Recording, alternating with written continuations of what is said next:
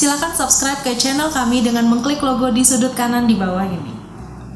Hari ini kita akan membahas mengenai partner visa Australia secara rinci. Nah, pengajuan visa pasangan atau visa partner bisa menjadi proses yang sangat panjang dan rumit.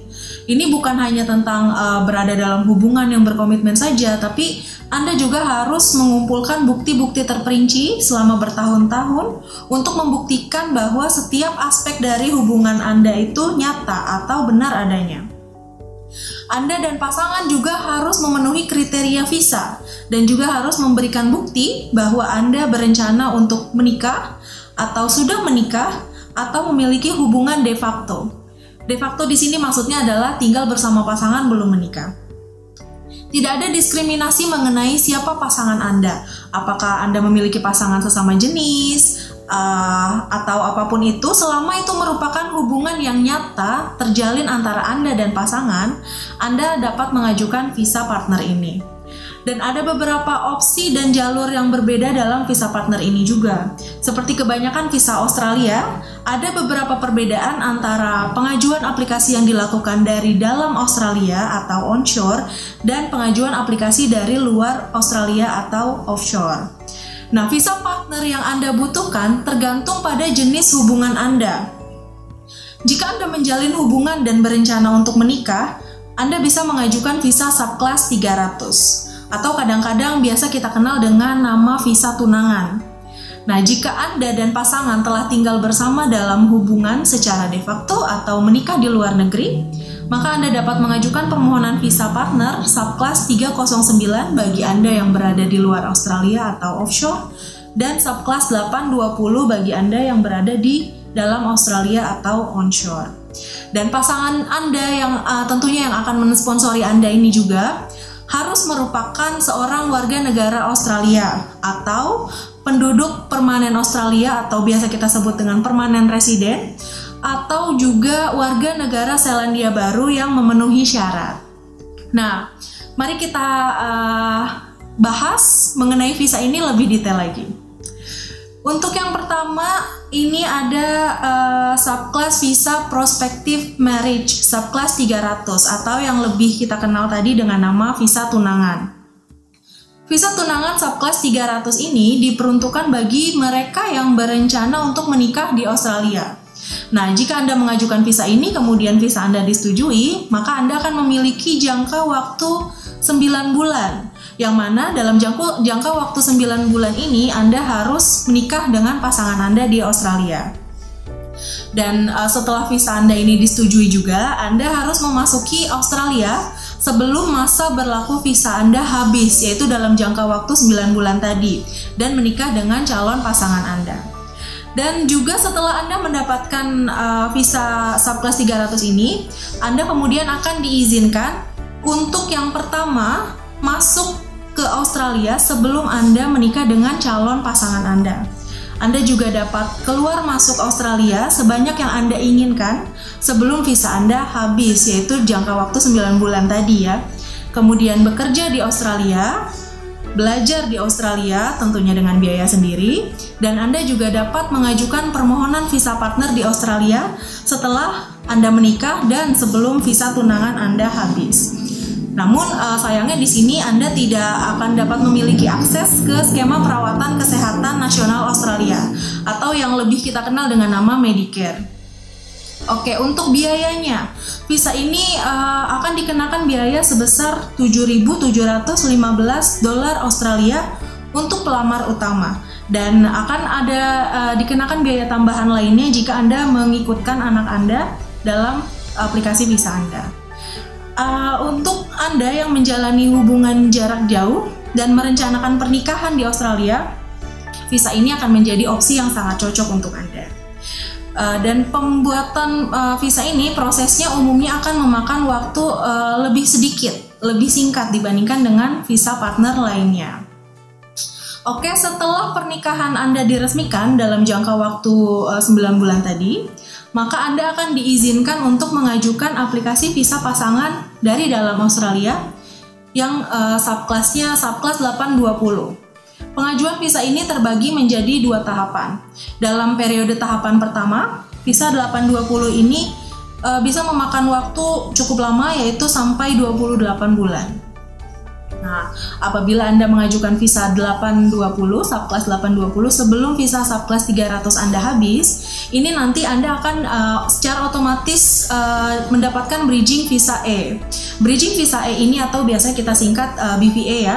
BVA ini merupakan visa yang valid yang dapat Anda gunakan untuk tinggal di Australia secara legal selama Anda masih menunggu keputusan visa subclass 820 Anda ini dikeluarkan. Gitu. Nah, perlu juga diingat bahwa bukan berarti Anda secara otomatis akan diberikan visa pasangan, karena secara umum BVA ini hanya memungkinkan Anda untuk tinggal dan bekerja secara legal di Australia selama proses pengajuan visa, dan enaknya di BVA ini juga memungkinkan Anda untuk mengakses Medicare gitu. Kemudian untuk visa pasangan yang berdasarkan pada pernikahan atau hubungan de facto, ini saya akan menjelaskan lebih lanjut ya. Ini kita ada visa partner subclass 309 dan 820. Visa 309 ini merupakan aplikasi visa yang diajukan dari luar Australia atau offshore. Sedangkan visa subclass 820 ini merupakan visa yang pengajuannya dilakukan dari dalam Australia atau onshore. Kedua visa ini prosesnya terdiri dari 2 tahap, yang mana tahap keduanya ini akan mengarah ke permanent resident atau status tinggal permanen nantinya. Untuk beberapa kasus, misalkan jika Anda telah menjalin hubungan jangka panjang dan Anda dapat memberikan bukti akan hal tersebut, Anda kemungkinannya nanti akan diberikan izin tinggal permanen secara langsung. Begitu. Tapi kalau bagi pasangan yang menjalin hubungan jarak jauh, ini biasanya menjadi persyaratan yang cukup sulit untuk dipenuhi. Gitu. Nah, setelah visa 820 atau 309 Anda ini di-approve, kemudian Anda akan dapat tinggal bekerja dan bahkan belajar di Australia sambil menunggu visa pasangan Anda yang permanen diproses. Begitu. Kemudian Anda juga dapat mendaftar ke dalam program perawatan kesehatan nasional atau Medicare. Kemudian Anda juga dapat keluar masuk Australia sebanyak yang Anda inginkan selama periode visa tersebut masih berlaku. Nah, untuk harganya, kedua-duanya visa ini dikenakan biaya sebesar $7.715 Australia untuk pemohon utama. Begitu. Dan untuk waktu pemrosesannya, dari subclass 309 itu biasanya memakan waktu sekitar 17 sampai 20 bulan atau mungkin bisa jadi lebih lama tergantung dari kondisi visanya masing-masingnya. Sedangkan untuk subclass 820 itu bisa memakan waktu lebih lama, yaitu 22 sampai 28 bulan atau bisa jadi lebih juga. Nah, ketika visa ini sudah di-granted, Anda bisa tinggal di Australia sampai pihak imigrasi kemudian memutuskan status tinggal permanen atau permanen residen Anda, begitu.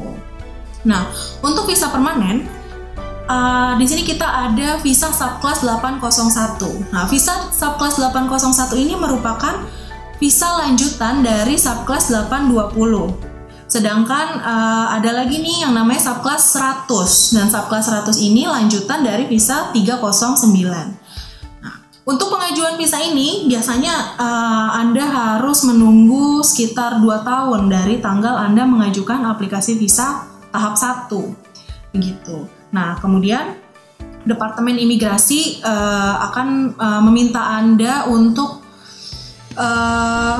menyediakan bukti-bukti selama periode 2 tahun ini untuk menunjukkan bahwa Anda masih menjalin hubungan dengan pasangan Anda, begitu. Baik itu berdasarkan pernikahan atau hubungan de facto.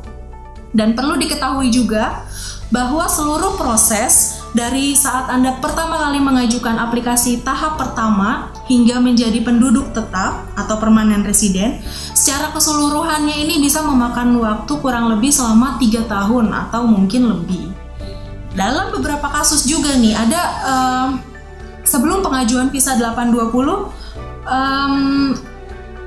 misalnya Anda memiliki visa pekerja terampil sementara, atau visa pelajar, atau mungkin visa kunjungan, visitor visa.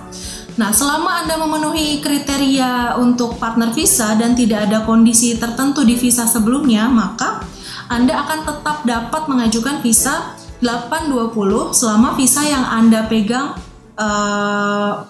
belum habis masa berlakunya, begitu. Dan ketika Anda mengajukan visa 820 sebelum visa yang sekarang Anda pegang ini masa berlakunya belum habis, Anda secara otomatis akan diberikan bridging visa E atau BVA tadi itu ya. Dan visa ini akan Anda pegang sampai keputusan dari visa 820 Anda ini dikeluarkan. Dengan BVA ini, Anda dapat terus tinggal bekerja ataupun studi di Australia bersama pasangan Anda, dan Anda juga dapat mengakses manfaat lain seperti Medicare, seperti itu. Namun Anda tidak diperbolehkan untuk bepergian keluar masuk Australia dengan bridging visa E ini. Jadi kalau misalnya Anda ingin melakukan perjalanan keluar masuk Australia, selama Anda masih menunggu keputusan dari partner visa Anda ini, maka Anda perlu mengajukan bridging visa B atau BVB. Bridging visa di sini bukan suatu visa substantif dan hanya berfungsi untuk menjembatani dari visa satu ke visa lainnya. Misalnya, visa subclass 300 Anda ini akan kadaluarsa dalam jangka waktu 6 bulan mendatang. Kemudian Anda mengajukan visa subclass 820, yang mana kita tahu ya tadi visa subclass 820 ini bisa memakan waktu sampai 28 bulan. Nah, setelah masa berlaku visa 300 Anda habis ini, sampai menunggu hasil dari visa 820 Anda ini nanti, maka Anda akan diberikan BVA agar Anda dapat tinggal secara legal di Australia. Meskipun ada bridging visa, tapi Anda tetap harus mengikuti syarat dari visa Anda yang sebelumnya yang masih berlaku. Misalnya, Anda masih memegang visa pelajar yang masa berlakunya belum habis ketika Anda sudah mengajukan partner visa. Nah, di sini Anda tetap harus melanjutkan studi Anda. Meskipun sudah mengajukan visa pasangan, itu bukan berarti Anda bisa berhenti kuliah begitu saja ya. Karena visa pelajarnya masih berlaku, jadi studinya tetap harus dilanjutkan begitu. Nah, syarat ini juga berlaku untuk visa kerja. Jika persyaratan visa kerjanya ini mengharuskan Anda untuk tetap bekerja, maka ya Anda harus tetap bekerja. Jika Anda melanggar peraturan ini, maka ada kemungkinan visa Anda akan dibatalkan. Nah, apa yang terjadi jika visa Anda dibatalkan? Nah, jika Anda memiliki riwayat pembatalan visa, maka hal ini bisa menyulitkan aplikasi visa pasangan Anda atau visa apapun yang akan Anda ajukan di masa mendatang, begitu.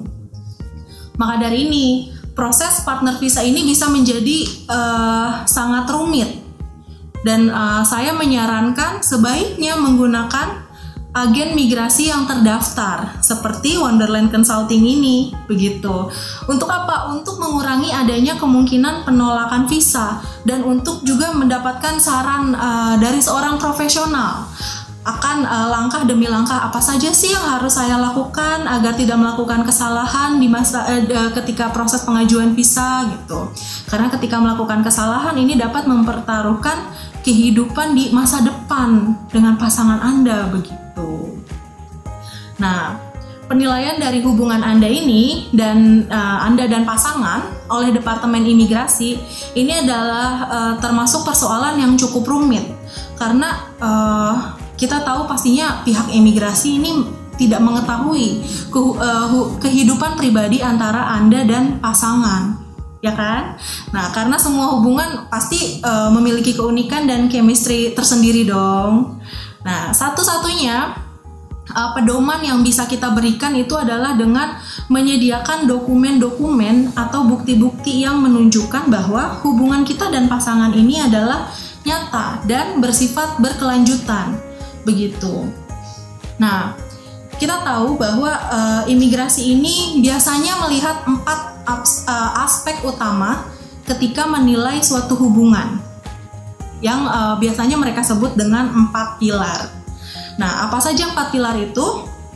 Yang pertama ada aspek finansial dari hubungan Anda dan pasangan. aspek finansial ini bisa berupa kepemilikan atau sewa properti bersama antara Anda dan pasangan. Bisa juga berupa perjanjian pinjaman bersama atas kendaraan atau pembelian benda berharga lainnya. Kemudian rekening bank bersama. Kemudian bisa juga pernyataan bank atau bukti pembagian pengeluaran rumah tangga. Bisa seperti listrik, tagihan air, gas, telepon, atau sebagainya. Kemudian aspek yang kedua adalah aspek rumah tangga. Nah, aspek rumah tangga ini terdiri dari yang pertama ada kepemilikan dari rumah atau properti bersama.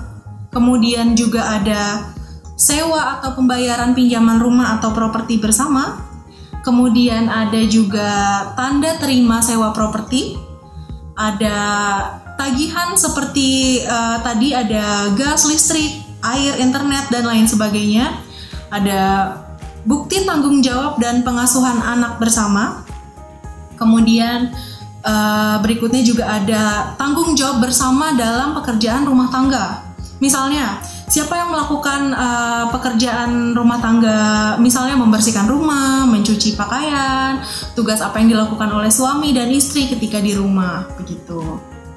Nah, aspek yang selanjutnya, aspek yang ketiga ini ada aspek sosial dari hubungan Anda dan pasangan. Aspek sosial ini terdiri dari pernyataan dari keluarga dan teman bahwa Anda dan pasangan ini memanglah berhubungan sejati, pasangan yang nyata, yang benar adanya, begitu. Kemudian ada juga foto saat menghadiri acara sosial bersama pasangan. Ada bukti dari keterlibatan bersama atau partisipasi bersama dalam kelompok sosial, olahraga, budaya, atau kegiatan amal atau kegiatan lainnya. Ada juga bukti dari perjalanan yang dilakukan bersama-sama dengan pasangan, dan atau mungkin rencana perjalanan di masa depan yang belum dilakukan, masih rencana, bisa jadi tiket pesawat, foto bersama, pemesanan hotel, dan lain sebagainya. Kemudian yang terakhir ada setiap komitmen atau rencana apapun yang di masa depan yang bisa dibuktikan, itu bisa dijadikan sebagai aspek sosial dari hubungan Anda. Kemudian dari aspek yang terakhir adalah aspek komitmen.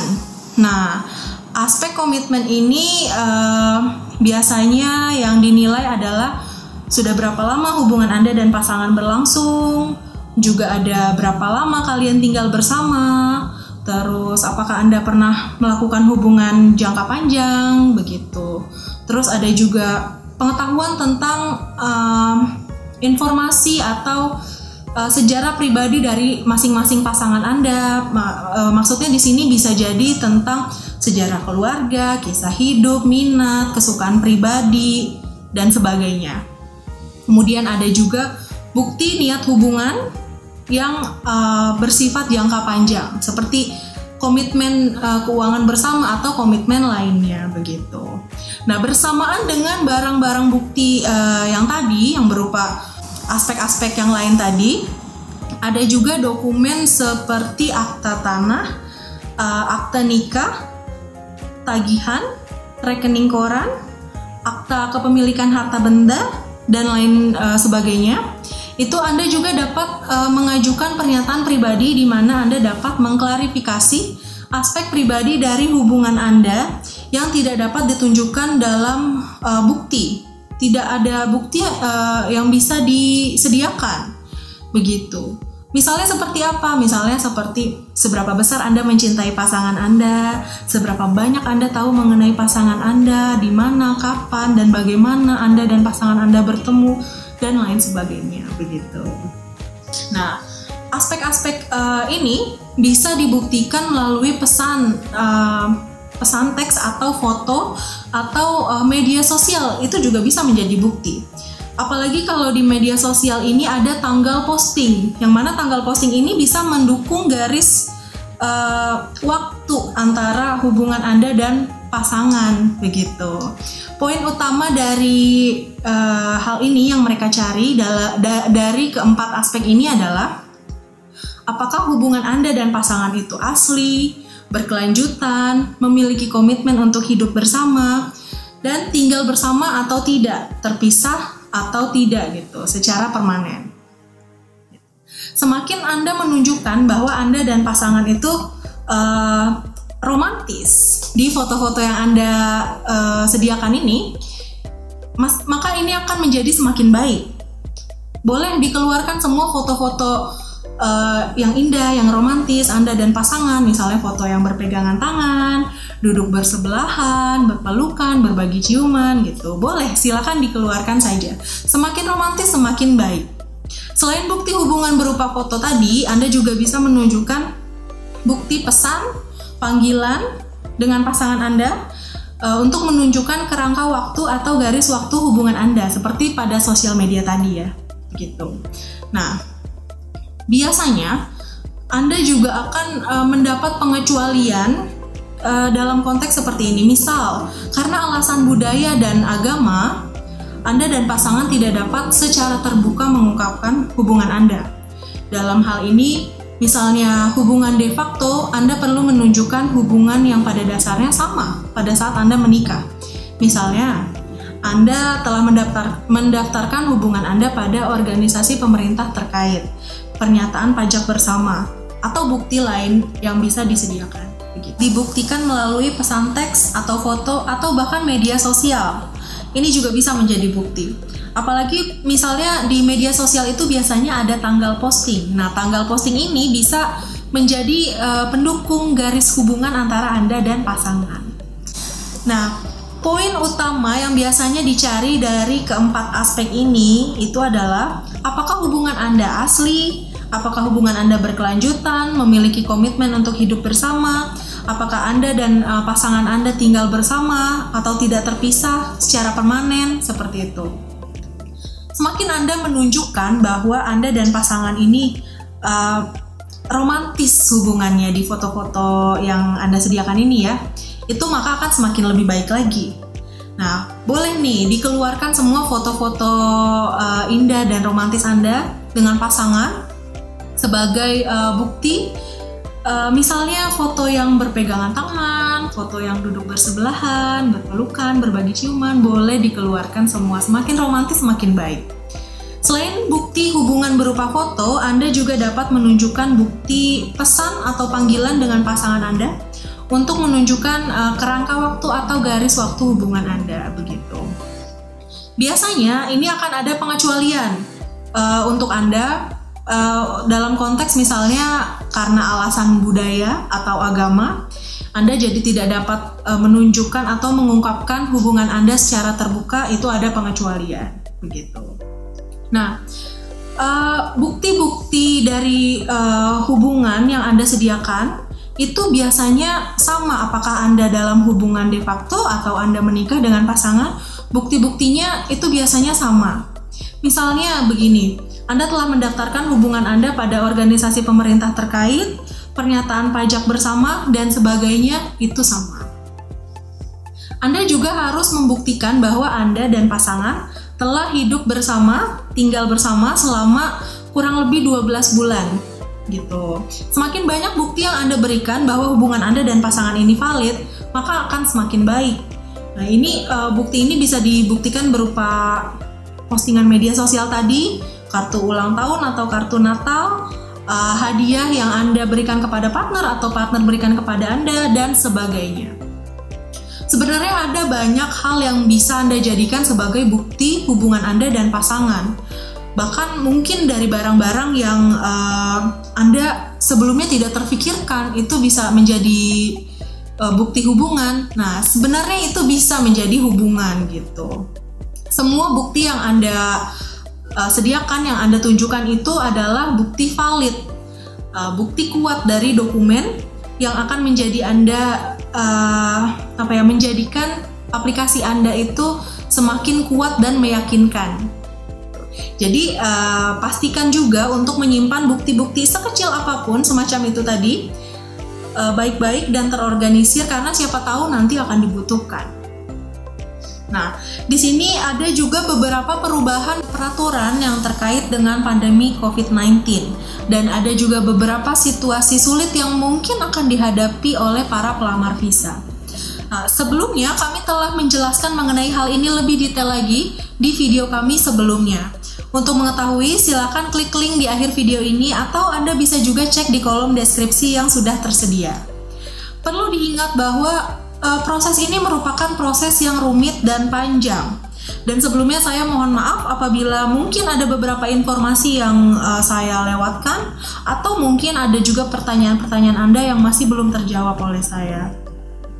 Karena proses ini merupakan proses yang panjang, rumit, dan cukup terperinci, dan jika Anda dan pasangan juga memiliki mimpi untuk tinggal bersama di Australia, maka jangan ambil resiko dengan adanya kemungkinan visa Anda ditolak hanya karena kesalahpahaman kecil saja atau kesalahan dalam aplikasi atau dokumen yang disediakan. Kami di Wonderland Consulting akan membantu Anda membangun masa depan Anda dan pasangan dengan mengajukan aplikasi visa Anda melalui proses yang tepat, sementara Anda dan pasangan dapat membuat rencana untuk membangun impian dan hidup Anda bersama di Australia. Jika Anda memiliki pertanyaan tentang visa partner dan prosesnya, Wonderland Consulting hadir untuk membantu Anda dan menjawab pertanyaan Anda. Kami berspesialisasi dalam menangani kasus visa yang kompleks. Sebagai agen migrasi Australia terdaftar dengan nomor Migration Agents Registration Authority atau yang biasa disingkat dengan MARA, dalam praktek profesional kami, agensi kami teratur dan terikat oleh Kode Perilaku Profesi atau Professions Code of Conduct yang dikeluarkan oleh Otoritas Pendaftaran Agen Migrasi. Nah, oleh karena itu, jangan ragu untuk menghubungi kami. Wonderland Consulting memiliki pengalaman yang cukup luas dan beragam dalam menangani kasus visa Australia. Tim kami akan meluangkan waktu untuk menganalisis dan menyiapkan semua dokumen yang diperlukan, dan kami akan menjamin bahwa aplikasi Anda adalah 100% siap sebelum diajukan. Sehingga hal ini dapat meningkatkan tingkat keberhasilan dan hasil yang positif untuk aplikasi visa Anda. Oke semuanya, terima kasih banyak telah menonton video ini. Jangan lupa untuk subscribe ke channel kami atau kunjungi situs web kami untuk berita dan informasi visa ter-up-to-date. Dadah!